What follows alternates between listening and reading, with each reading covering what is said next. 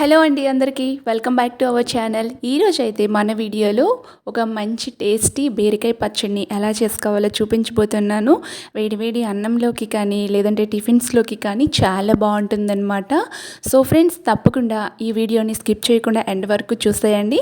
మీకు బీరకాయ పచ్చడి ఎలా తయారు చేసుకోవాలో సింపుల్ ప్రాసెస్లో చెప్పబోతున్నాను. మరెందుకు ఆలస్యం, వీడియో ప్రాసెస్లోకి వెళ్ళిపోతాం రండి. దీనికోసం ముందుగా అయితే నేను 3 బీరకాయలని తీసుకున్నాను అనమాట. పొడవుటి బీరకాయలు 3 తీసుకున్నాను. సో ఈ బీరకాయలని మనం తొక్కని ఫీలప్ చేయకుండానే కట్ చేసుకుంటేనే దీని టేస్ట్ చాలా బాగుంటుందన్నమాట. సో ఈ విధంగా కట్ చేసేసుకోవాలి చిన్న చిన్న పీసెస్గా. ఇలా కట్ చేసుకున్న వాటిని నీట్గా వాష్ చేసేసుకుని పక్కన పెట్టేసుకోండి. నెక్స్ట్ స్టవ్ ఆన్ చేసుకుని స్టవ్ పైన పాన్ పెట్టుకుని ఇందులోకి 2 టేబుల్ స్పూన్ల వరకు ఆయిల్ వేసుకొని, 1/2 స్పూన్ జీలకర్ర వేసుకోండి, 2 టేబుల్ స్పూన్ శనగపప్పు, పల్లీలు 2 టేబుల్ స్పూన్లు వేసుకోవాలి. సో ఈ విధంగా వేసుకున్న తర్వాత పచ్చిమిర్చి ఒక 10 నుంచి 12 వరకు ఇలా కట్ చేసేసుకొని వేసుకోండి. సో పచ్చిమిర్చి ఎక్కువ వేసుకుంటేనే కారంగా అనిపిస్తుంది అనమాట ఈ పచ్చడి. అలాగే వెల్లుల్లి రెక్కల్ని పొట్టు తీసేసుకొని ఒక 10 వరకు వేసేసుకోవాలి. సో ఇవి కూడా వేసుకున్న తర్వాత మనం ఫ్రై చేసుకోవాలి. ఇలా ఫ్రై అయిన తర్వాత బీరకాయ ముక్కల్ని కట్ చేసి పెట్టుకున్నాం కదా, ఈ బీరకాయ ముక్కల్ని వేసేసుకోవాలి. ఆ తర్వాత ఒక టమోటాని వేసుకోండి. సో టమాటో కూడా వేసుకున్న తర్వాత చక్కగా దీన్ని మగ్గడానికి కోసం సాల్ట్ని పైనుంచి ఇలా స్ప్రింకిల్ చేసేసుకోవాలి. సో సాల్ట్ కూడా ఇలా వేసుకొని చక్కగా స్టవ్ని హై ఫ్లేమ్లో పెట్టుకొని ఫ్రై చేసుకోండి ఒక 2 మినిట్స్ పాటు. సో ఇంకా 2 మినిట్స్ తర్వాత దీనిపైన మూతను పెట్టేసేయండి. చక్కగా మగ్గిపోతాయి అన్నమాట. మనం వేసుకునే ఇవన్నీ ముక్కలు కూడా చక్కగా మగ్గిపోతాయి.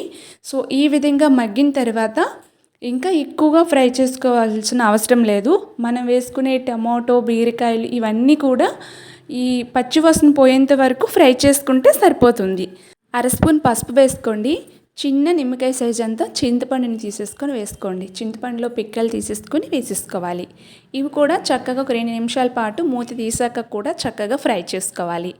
ఈ విధంగా ఫ్రై చేసుకున్న తర్వాత ఇవి బాగా చల్లార్చుకున్నాక మాత్రమే మిక్సీ జార్ తీసుకొని మిక్సీ జార్లోకి వేసుకొని గ్రైండ్ చేసుకోవాలన్నమాట. సో మెత్తగా గ్రైండ్ చేసేసుకోండి. ఈ విధంగా గ్రైండ్ చేసుకోవాలి. ఇలా గ్రైండ్ చేసుకున్న వాటిని ఒక మిక్సింగ్ బౌల్ తీసుకొని బౌల్లోకి ట్రాన్స్ఫర్ చేసేద్దాం. సో ఫ్రెండ్స్, ఈ విధంగా ఇలా పచ్చడి చేసుకుంటే సింపుల్ అండ్ ఈజీగా అయిపోతుందన్నమాట. సో ఇలా రెడీ చేసుకున్న ఈ పచ్చడిలోకి బౌల్లోకి వేసుకున్న తర్వాత దీన్ని పోపుని పెట్టుకుందాము. పోపు పెట్టుకుంటే ఇంకా మంచి టేస్ట్ యాడ్ అవుతుంది, ఫ్లేవర్ కూడా వస్తుందన్నమాట. పోపు కోసం ముందుగా అయితే పాన్ పెట్టుకొని 2 టేబుల్ స్పూన్లు ఆయిల్ వేసుకొని జీలకర్ర, ఆవాలు, శనగపప్పు, ఎండుమిర్చి, కరివేపాకు వేసుకొని ఈ విధంగా ఫ్రై చేసేసుకొని ఈ తాలింపుని యాడ్ చేసుకోవడమే. పచ్చడి చాలా అంటే చాలా బాగుంటుంది. సింపుల్గా చేసుకోవచ్చు. రైస్తో కానీ ఇంకా బ్రేక్ఫాస్ట్లోకి అయినా టిఫిన్స్లోకి చట్నీలా అయినా సరే వాడుకోవచ్చు. చాలా టేస్టీ అండ్ ఈజీ బీరకాయ పచ్చడి అండ్ చట్నీ రెడీ అయిపోయింది. తప్పకుండా ట్రై చేయండి. ట్రై చేశాక మీ అమూల్యమైన ఫీడ్బ్యాక్ని నాతో షేర్ చేసుకుంటారని అనుకుంటున్నాను. సో ఫ్రెండ్స్, మరి ఈ వీడియో నచ్చినట్లయితే లైక్ చేసి, షేర్ చేసి, సబ్స్క్రైబ్ చేసుకోండి. Thank you.